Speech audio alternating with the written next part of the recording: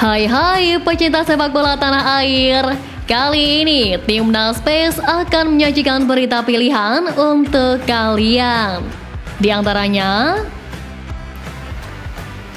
stadion berkualitas bantu Timnas tampil maksimal. STY pantau AFF U19 demi bawa pemain ke putaran ketiga. Martin Paes bisa bela Timnas tanpa jalani sidang CAS. Tak dipanggil STY, Sananta buktikan kualitas hingga dilirik klub luar. Jadi simak terus berita Timnas PES selengkapnya.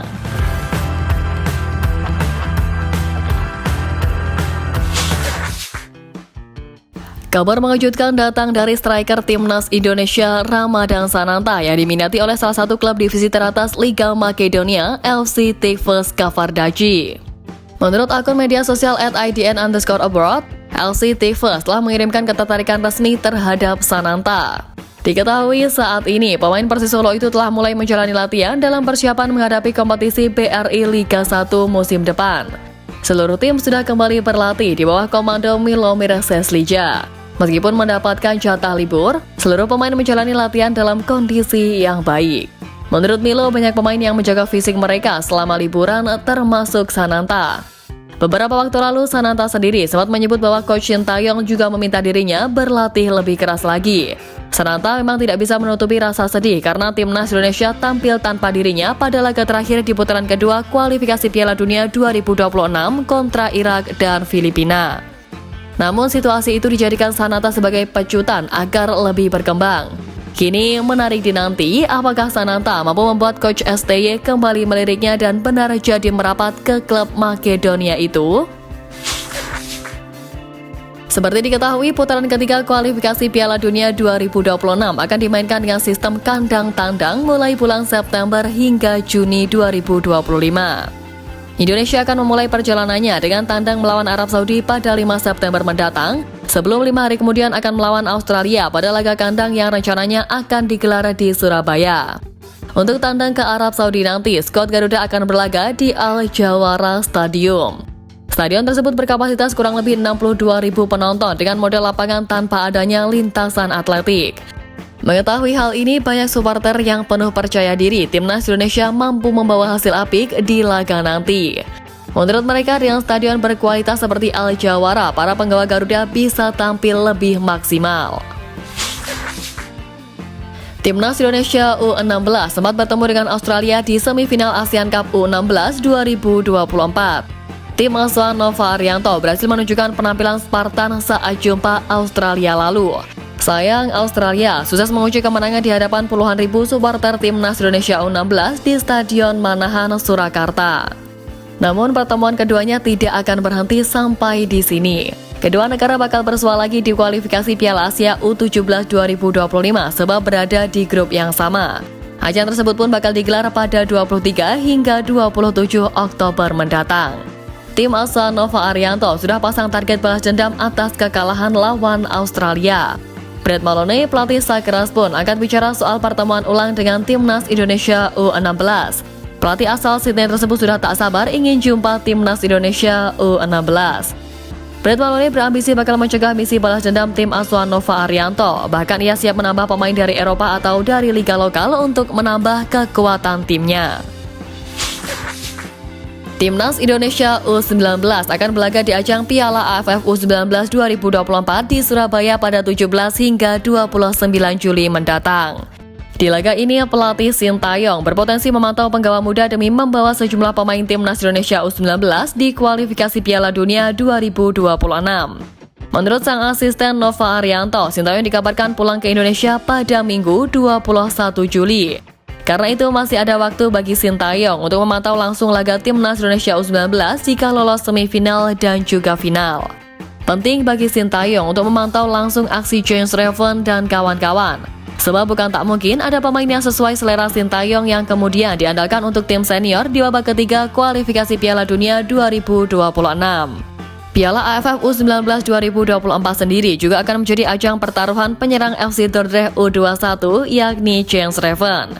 Jika tampil oke di ajang tersebut, peluang Jens Reven dibawa ke tim senior pada September pun terbuka lebar. Selain Jens Reven, peluang pemain lain di Gait STY pun juga cukup besar. Kini menarik menanti bagaimana kiprah para penggawa timnas U19 dalam mengarungi AFF. Timnas Indonesia U16 menyelesaikan perjuangan di ASEAN Cup U16 2024 dengan finish di posisi ketiga usai mengalahkan Vietnam dengan skor telak 5-0. Tim Merah Putih dipercaya telah belajar banyak dalam ajang bergengsi Asia Tenggara tersebut. Namun di sisi publik Vietnam, mereka mengaku geram dengan kekalahan telak tim U16 mereka dari Timnas Indonesia. Netizen Vietnam mengkritik permainan tim mereka yang dianggap membosankan, terutama setelah kekalahan telak dari Timnas Indonesia U16. Sebelumnya, meskipun kalah, mereka jarang kalah dengan skor besar. Di sisi lain juga, mereka justru memberikan selamat kepada Timnas Indonesia U16. Mereka juga mengakui bakat para pemain Indonesia yang telah memulai perjuangan dengan menjalani laga perdana internasional mereka. Polemik kiper Marten Paes untuk membela Timnas Indonesia akhirnya sedikit menemui titik terang. Seperti diketahui, penjaga gawang berusia 26 tahun itu belum bisa berkostum Timnas Indonesia meski sudah bersatu sebagai warga negara Indonesia. Marten Paes belum bisa langsung membela skuad Garuda karena terganjal statuta FIFA 2022. Namun mantan anggota eksekutif PSSI Hassani Abdul Ghani menjelaskan, duduk perkara soal kasus Marten Paes yang hingga kini belum juga tuntas. Menurutnya, kasus Paes seharusnya melewati FIFA terlebih dahulu sebelum bisa dibawa ke CAS agar disidangkan. Dia menambahkan sampai saat ini belum ada konfirmasi langsung dari FIFA apakah banding Marten Paes ditolak atau tidak. Kasus ini masih bisa diselesaikan dengan memuaskan sebab dia melihat ada celah peraturan yang dibuat oleh FIFA. Bahkan dia menyarankan PSSI untuk terbang langsung ke markas FIFA di Swiss untuk menyelesaikan kasus Marten Paes.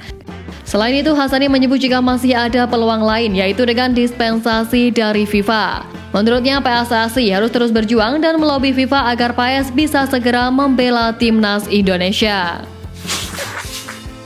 Pemain Timnas Indonesia Marcelino Ferdinand angkat bicara soal rumor yang menyebutnya akan merapat ke klub kasta kedua Liga Inggris, Oxford United FC. Diketahui mantan pemain Persebaya Surabaya itu tidak melanjutkan kerjasama dengan tim asal Belgia KMS Cadense usai kontraknya habis pada 30 Juni lalu. Marcelino menyatakan bahwa dirinya akan tetap berkarir di Eropa untuk musim depan, namun ia pun belum mau membocorkan tujuan baru dalam karir sepak bola profesionalnya. Ia juga tak menampik adanya komunikasi dengan Oxford United FC namun belum berbicara terlalu detail terkait hal tersebut saat ini. Marcelino mengatakan dimanapun nantinya berada akan berusaha untuk mendapatkan jam terbang yang lebih banyak. Hal itu dilakukan agar dia dapat makin berkembang dan mendapatkan banyak pengalaman berharga. Menarik dinanti, akankah wonderkid timnas tersebut benar akan berlabuh di Liga Inggris? Diketahui untuk lolos otomatis ke Piala Dunia 2026, skuad Garuda mesti finish sebagai dua besar di grup C. Jika gagal finish sebagai dua besar, Timnas Indonesia wajib finish di posisi ketiga atau keempat untuk menjaga peluang tampil di Piala Dunia 2026 via babak keempat kualifikasi. Untuk mewujudkan ini, Sintayong segera mengumumkan roadmap Timnas Indonesia jelang laga yang dihelat September nanti. Sekretaris Jenderal PSSI Yunus Nusi mengatakan PSSI tengah menunggu roadmap dan jadwal dari Sintayong maupun staf pelatih jelang mengarungi babak ketiga kualifikasi Piala Dunia 2026. Ketika roadmap dirilis Sintayong, PSSI pun langsung bergerak termasuk mempersiapkan pemanggilan pemain hingga fasilitas hotel.